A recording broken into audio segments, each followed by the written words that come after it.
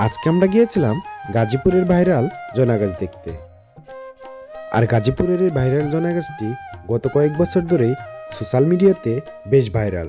এই তো গত বছর রমজান মাসে বন্ধুদের সাথে বাইক নিয়ে গেছিলাম এই ভাইরাল জয়না গাছ দেখতে। অযোগ্য সাপের মতো আঁকাবাঁকা গ্রামীণ এই মেট্রোপথ ধরে বাইক চালিয়ে যেতে যেতে আপনার মন কেড়ে নেবে। গ্রামীণ মাটির আঁকাবাঁকা রাস্তা আর দুই পাশে রয়েছে সবুজ ধানক্ষেত। এই দৃশ্য যেন আপনি নিজের চোখে না দেখলে বিশ্বাসই করবেন না। আর এই ধানক্ষেতের মাঝে মাঝে বিভিন্ন ধরনের কাকতাড়ুয়া যেন আপনাকে হাত নাড়িয়ে অভিনন্দন জানাচ্ছে। আর এই ধুলোমাখা পথের ধুলো খেতে খেতে যেন আমরা এসে পড়েছি সেই ভাইরাল জয়না গাছের কাছে। যদিও এই ভাইরাল জয়না গাছের পাতা এখনো লাল হতে শুরু করেনি, কিন্তু মানুষের ভিড়ের কোনো কমতি নেই।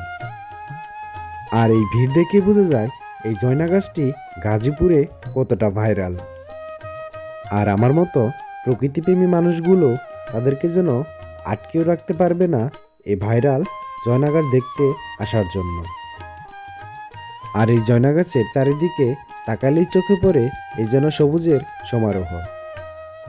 আর এক নিমিষে আপনার চোখ ও মন জুড়িয়ে যাবে। আমি ভেবেছিলাম হয়তো জয়না গাছ দেখতে তেমন কোনো মানুষজন আসেনি, কিন্তু এসে দেখি তার উল্টো। শত শত মানুষের ভিড় জমেছে এই জয়না গাছের নিচে, যদিও এখন পর্যন্ত এই জয়না গাছটি তার নিজ রূপ ধারণ করেনি।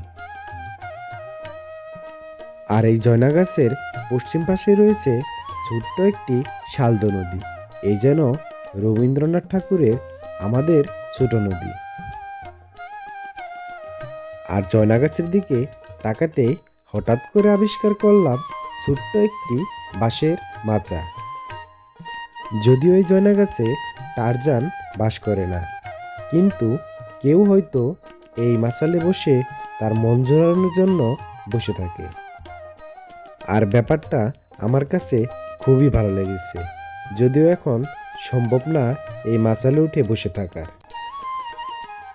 আর এই জয়না গাছের নিচে আসলে আপনি এমন এমন গ্রামীণ দৃশ্য দেখতে পারবেন যা আপনার চোখ জুড়িয়ে যাবে।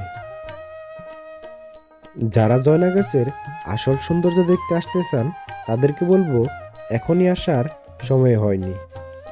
খুব সম্ভবত ফেব্রুয়ারির শেষের দিক কিংবা মার্চের প্রথম সপ্তাহে আসলে আপনি জয়না গাছের সেই আসল সৌন্দর্য মানে লাল পাতা বা রঙিন পাতা দেখতে পাবেন। আর এই ভাইরাল জয়না গাছটি অবস্থিত গাজীপুরের পিরোজালিতে।